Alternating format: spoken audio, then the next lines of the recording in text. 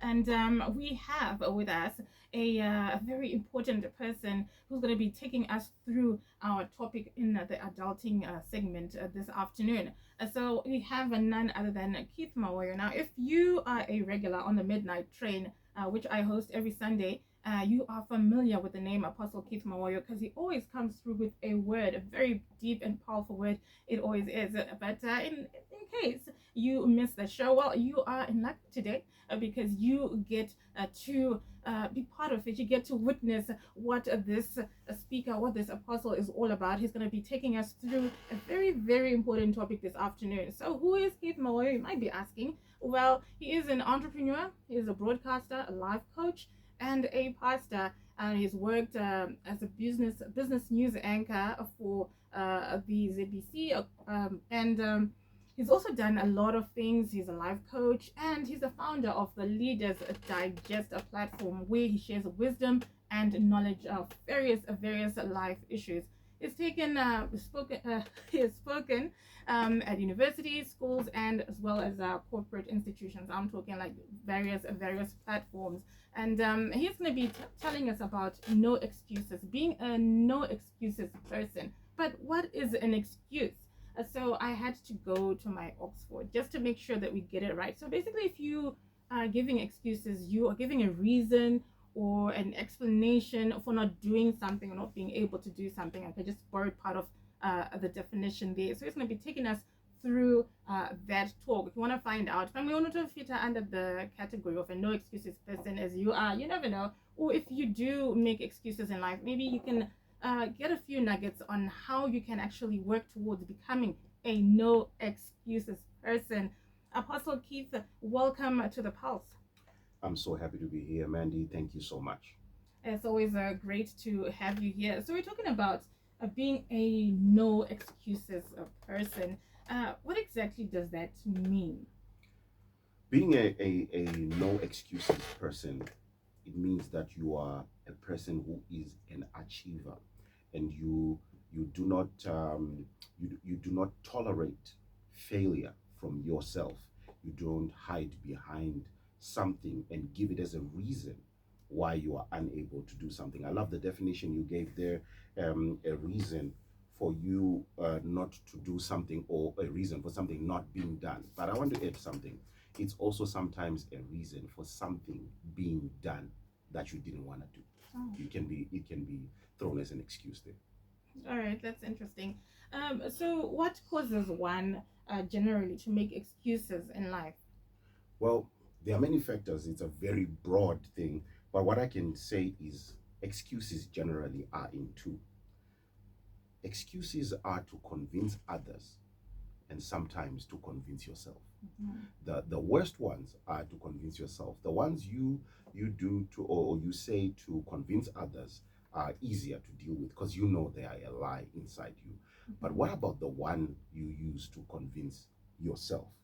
You know, they say the most profitable business to do for 1 month only is a gym. You must do it in January because everybody is hyped up. Everybody wants to, to transform their body to do, but do it in January because February onwards, it's excuses. Everybody starts making excuses as to why they can't continue. There's always a reason. You lose momentum as you go. So yeah, or you should we say losing momentum, or should we say you begin to tolerate excuses more as you go? Yeah, partly, I suppose. So what does it mean to actually live with no excuses? What that means is it's a life of fulfillment. That's my favorite word when it comes to anything life coaching, anything to build your life. Fulfillment. It's greater than purpose, because purpose is what am I made for, and then you walk towards it. But fulfillment focuses on you and how you're feeling at the moment, each and every moment as it goes. So if you want to live a fulfilled life, it is found in the area of no excuses. Excuses, they bind you and they tie you to the same level. So that's what it means. It's a life pregnant with meaning, and it's an impactful life when you choose to move in spite of the excuses. Sometimes excuses they don't go because they're trying to convince you. But what you do is you keep moving in spite of. That's where the power is. So you mentioned that there are excuses that we tell others, and the excuses that we give ourselves, which I think that's kind of scary. It's a scary place to be. Yeah. Excuses that you give yourself. Yeah. What leads to that? Giving yourself excuses. It's again very broad, but there are generally three reasons why someone would lie to themselves. Number one is fear.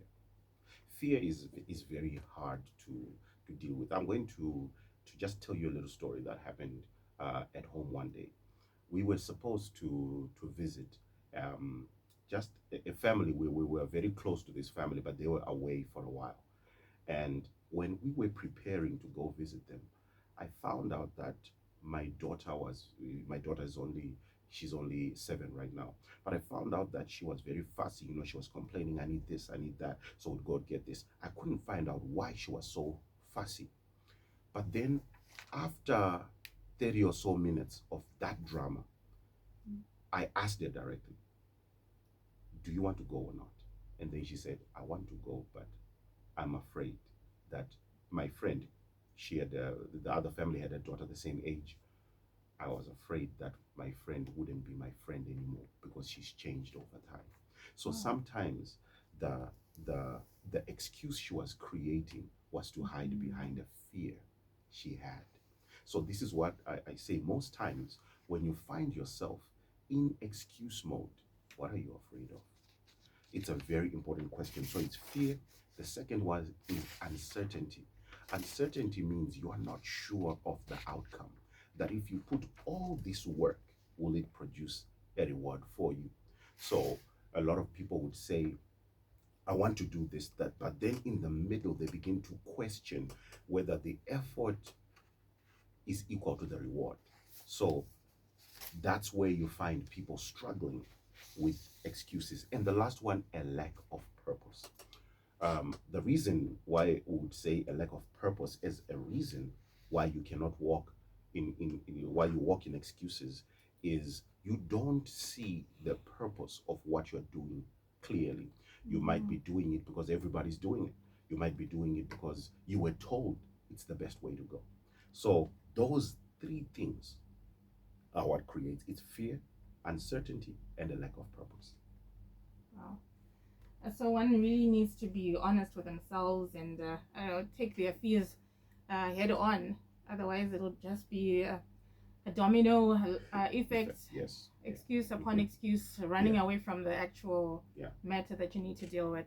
Absolutely. So, what would you say are the benefits of no excuses? Just being a no excuses person. You tap into the potential you didn't know you had. Or I could even oppose that statement and say you tap into potential that you suspected you had but didn't know you have. You get it? You didn't know it on your conscious level, but your subconscious kept telling you, we are built for bigger than this. So inside you, that push was there.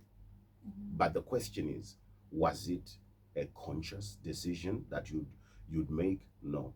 So the beauty about it is you become all that you were made to be. Everybody right now, your successes and your failures are based on two things: the excuses you tolerated and the excuses you didn't tolerate.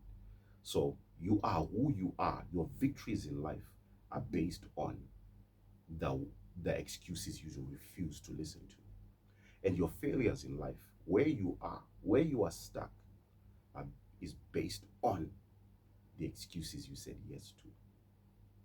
Wow.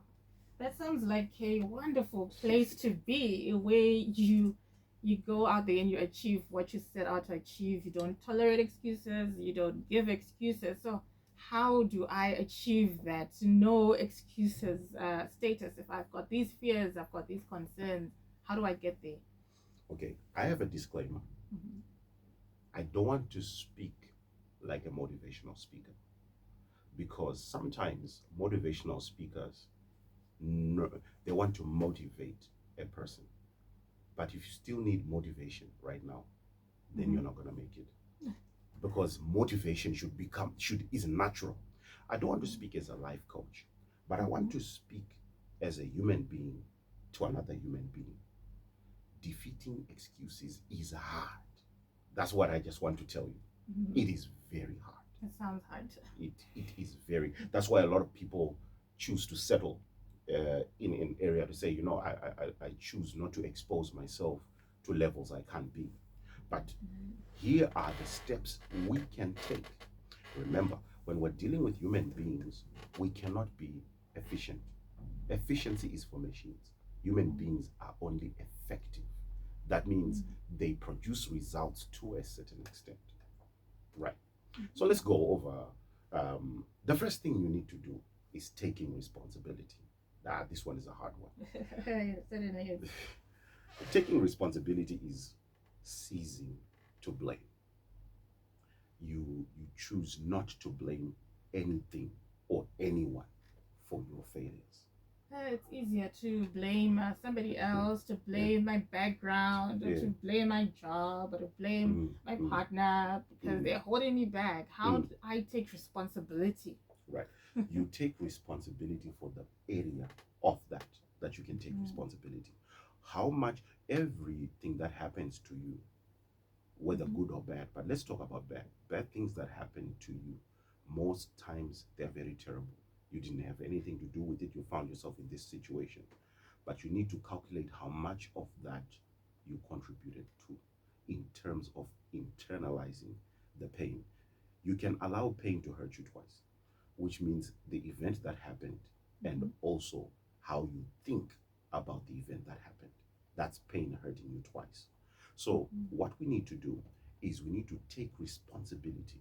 This is where I find myself in life. Don't sugarcoat. Who are you? Say exactly, okay, my name is, and I'm struggling with this, and I found myself in this situation. How can I get out? First thing you need to know is there are two things. There's stimuli and response. Stimuli means force that is applied in your life. Response is how you respond to that force. And there is a gap between stimuli and response. Let me give you an example. If somebody is arrested for stealing, will they not go to court? They'll go to court. But what if they tell you that I was in a tight spot, I had nothing, and a relative of mine was sick? So we still arrest them because we know there is a gap where you can make a right decision regardless of the force that is applied to you. Exactly. So you need to utilize that gap. What has happened to you versus what you are going to do. There is a gap. It's there. That's why no matter how sad the story is, if somebody commits a crime, they are arrested. So take responsibility of your life. What can you do to change things? What step can you take to get out of the place you are in? It might be a small step. It might even look insignificant in the moment. But if you continuously take steps out, you get out. I heard a saying. It said, it may not be it, but it will lead to it. What that is define the next level, define the next step, and then you move forward. But I have many. I think I can give you 8 points on how to get out of this. That's just point number 1. Okay. Unless you have something you want to say about it. But that's taking responsibility of your life. How much of this can you fix? Yeah, that sounds easy and yet complicated at the same time. I like the example that you just gave. Right. Because a person will really feel pushed in a corner, and they'll say, what else did I have to do? There was no option. But there is that option if you just maybe open your eyes to it, or if you don't make excuses that there isn't one, which just brings us back to making excuses. And I think also it's a mindset. Sometimes there is no step to get out of where you are, but it's a mindset that says, I'm in control over my life. Eventually, that mindset will lead you to notice a way out.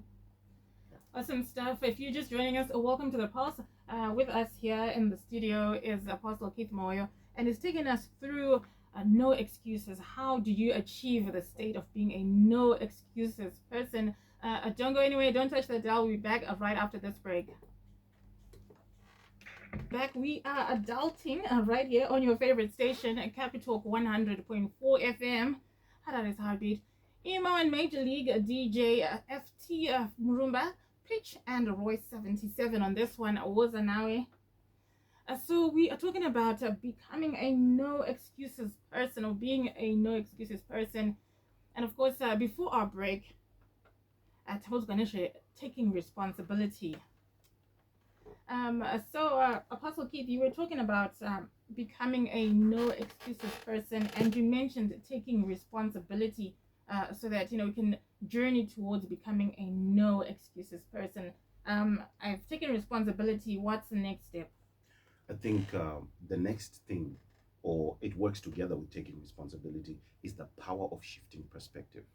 Now, perspective, it just means how you see something. And this is one of the reasons why people struggle with the excuses, is because they don't know how to look at something with fresh eyes. Sometimes the way you see something, it affects like how you are able to do it, how to perform it. Several years ago, I was mentored. This is in a church setup. I was mentored by a certain pastor who was very, very hard on me. And I remember that even back in the day, anything that would happen, he would sort of find a way to blame me. And I was struggling with that until years later, when I was just talking to him, and I asked him why he was so hard to me. He changed my perspective and said the reason I did that is because I actually saw something in you that I could develop, and in others I couldn't see it. So the perspective changes immediately. So when we are dealing with excuses and everything like that, you need to change how you view something. I'll even link it to the next point, which was you need to confront limiting beliefs. When you're doing something and you feel a need to shy away from it using excuses and things like that, could it be that there are certain beliefs that you have tolerated about that which are not as true? Whether you have got beliefs about how hard something is. You want to step into farming, maybe you have a piece of land you already have. This is a dilemma that I faced before. And then you want to do it, but you have a feeling that it is so hard. This is so hard. So then you find yourself making excuses like, I don't think this is the right time to plan.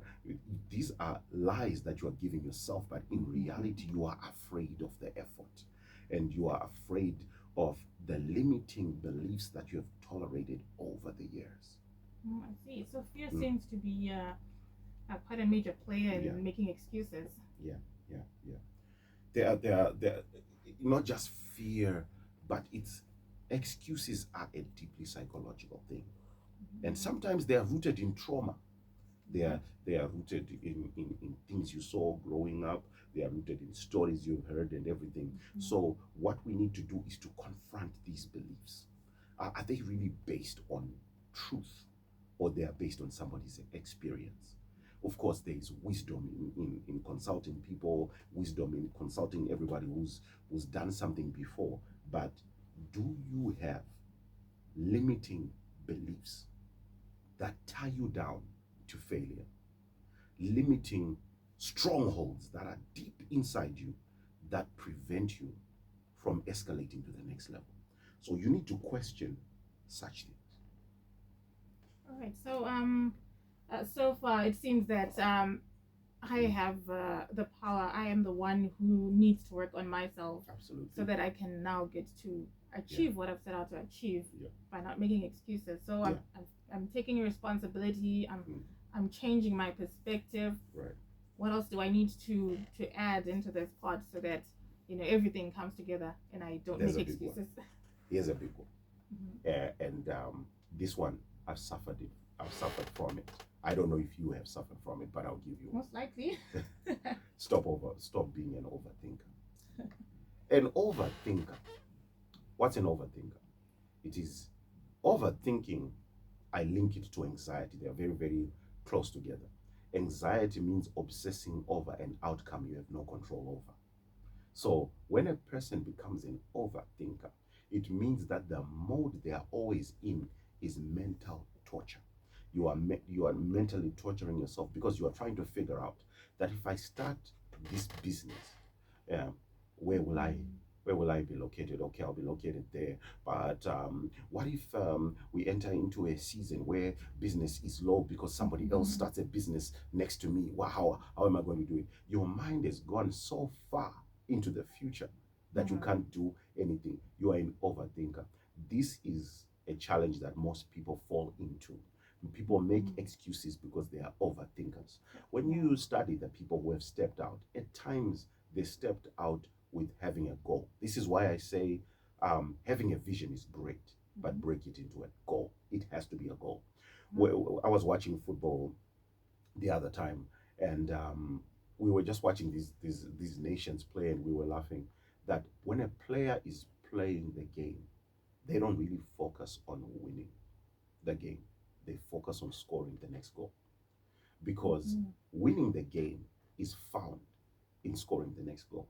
So it is how do you how so they don't get into a match trying to say, okay, so if we win 3 goals to one, then that will mean that we are closer. It's good they can have that conversation, but it can't be the focus when you're playing the game. When you are playing the game, the focus is how do we get the ball into the net. So when you are stepping out, avoid the temptation to overthink details because you don't know how much extra time you're going to have.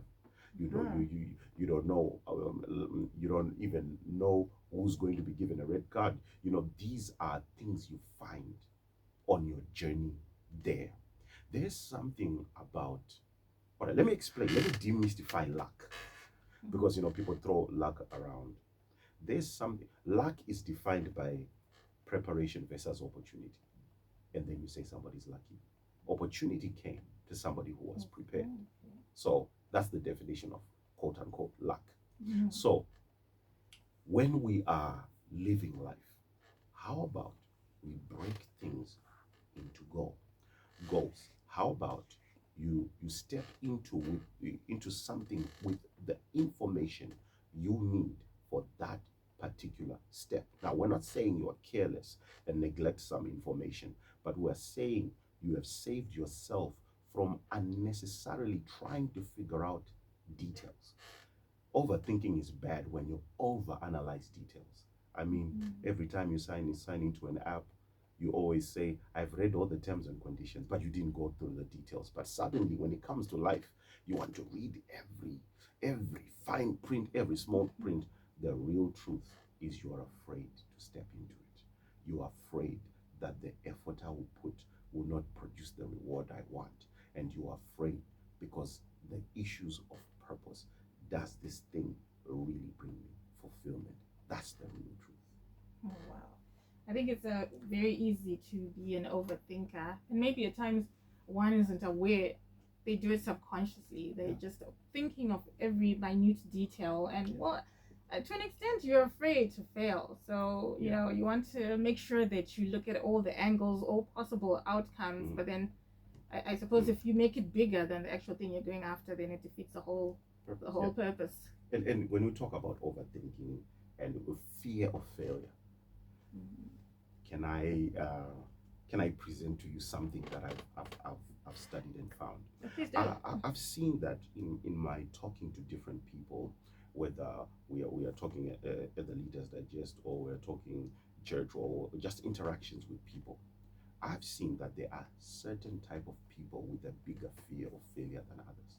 And these people are people who, when they grew up, they were affirmed a lot. Let me explain it to you. Knowledge is increasing as we are growing, right? As time is moving, there's more knowledge. Definitely. We were taught that we need to affirm our children. So sometimes we tell them, you're so smart, you're so intelligent. This would help them boost their confidence. But I've also seen that over time, we find there's a problem with that. It's because they believe that they are so smart and so intelligent and they are drawn to perfection that they may not move if something doesn't look like it's going to come out perfect. So sometimes how we grew up with all that belief that, there are people, I remember in school, we had people that were naturally intelligent. We used to actually say, "Ane nachu." That's what we used to say. That means somebody is naturally intelligent. And we'd go to exams and this person doesn't really study. And they would always come up with top grades. Yeah. But I've seen that later in life, you discover something. That some of them, they didn't do so well. Because you weren't being taught to pass exams. You were taught the discipline of studying and putting yourself in. So they left school with the power to pass exams, but they didn't have the discipline to produce the results that were needed, because school was teaching us more than passing exams. So there's this hunger for perfection that is found in children that we called naturally intelligent when they grew up. So they don't do anything unless it's going to come out perfect. And this creates excuses. How to deal with that? How to deal with that is our children, even when they do well, we don't say the source of their success was their being naturally intelligent. We say, you did well, you must have put a lot of work in this. So what we are doing is we are changing the perspective from I am naturally intelligent, and those people who are naturally intelligent, who were naturally intelligent growing up, they struggle with failure. They struggle with disappointment. Success. They're used to success. And so you'll see that they may not move because they can see that they don't have all the details. They want to know everything before they move. But life, sometimes figure out things as you go. What if someone argues and says it's better for me to know what I'm getting into, to find out the finer details, so that I don't fail? Some have said a failure to plan is planning to fail. So how do you then strike the balance? Great. I love that you asked the question. You said, how do I get into something without knowing the finer details? So you've distinguished details. There are details and finer details. Finer details are the details that are necessary to begin something, but details that are unnecessary. So let's say you are buying a car, right? And your finer details are, is the engine running well? How old is this car? And everything, right? Now let's talk about the unnecessary details that you need to know. That's you beginning to obsess over small things about the car that are unnecessary. Things that you begin to ask, how many people have sat on this seat before I begin. So you are obsessing over unnecessary details. So we have said, find the finer details, but you don't have to know every detail. And come on, there's a big lie in that. How many people step into things knowing all the details? Because let's talk about everything. Did you know before you applied to go to a school? Did you know all the teachers that were going to teach you and their moods and what they will be wearing on each particular day? Of course you didn't. And everything in life, we just get the finer details, but we don't have to go into every detail. So let's be careful in that our little details confuse you into thinking they are finer details. Do your research. There is wisdom in research. There's wisdom in talking to experienced people, but there is a grave danger. And the Bible does say, he who observes the clouds does not plant. So which means it's planting season. Everybody says the rain season is here. Somebody's just looking in the sky and says, I don't trust that this season is the right plan. You get what I'm saying. So that's the way to go. We look at the details, but we need to be careful that not only are we looking at details randomly, but we need to know which ones are details, which ones are finer details. That's my response to you. Awesome stuff. You need to distinguish the details from the finer details. Otherwise, it's just going to be excuses upon excuses, and you won't get anywhere in life. And then that'll become another excuse. There was just so much that I needed to work on. That's why I eventually didn't do that. Yeah. And then we continue. If you're just joining us, welcome to the Pulse. Where have you been? Thank you so much for making us your number one station. If you've got something that you want to say or you want to ask, Apostle Keith is right here for you. No excuses on 0719100404. 182. I see you, the last three digits of your number. Thank you so much for coming through. If you've got something that you want to find out, how can I become a person of no excuses? Then, hey, don't hesitate to hit me up on that number. It's a throwback Thursday because you end up not even getting into the business. But Shantan a pink try. So you try it out. If it doesn't work out, you try again, and then eventually it's gonna give one way or the other. Our time is coming up to 7 minutes before we get to the hour of 2 p.m. What's for lunch? Or maybe you've already had your lunch, or you're at work, or you're traveling. Perhaps you're just chilling. It's all good. Whatever it is that you're getting down to, thank you so much for doing it with me right here on your favorite station. Now, you need to know that you can get the ZB Cash Funeral Plan on My ZB Digital, or simply walk into our service center at ZITF and register or upgrade your cash funeral policy with ease. Hashtag your happiness, our mission. Yes, that's how it's going down.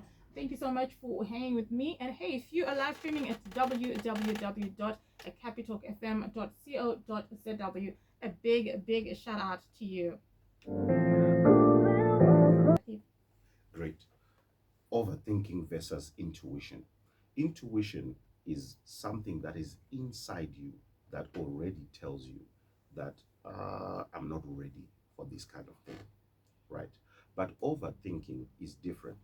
Overthinking is when that thing inside you tells you that you are ready, but your mind is coming up with excuses.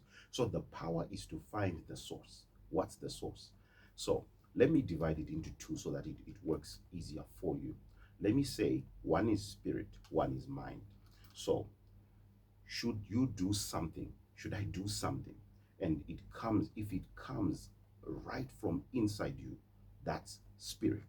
But then mind thinks of a thousand reasons why it won't work. But intuition comes from spirit. You can tell that everything is set up, but it's on the will level. It's affecting your desire to do it. So it's a very thin line. That's a very good question, because it's a super thin line whether something is on the realm of intuition or something is on the realm of overthinking. But the source will tell you it's from the source. The mind focuses on, I haven't done this, that, and that, and that, so therefore I can't proceed. But when the spirit says no, it's everything seems to be set. I'm about to go, but something tells me something is off here.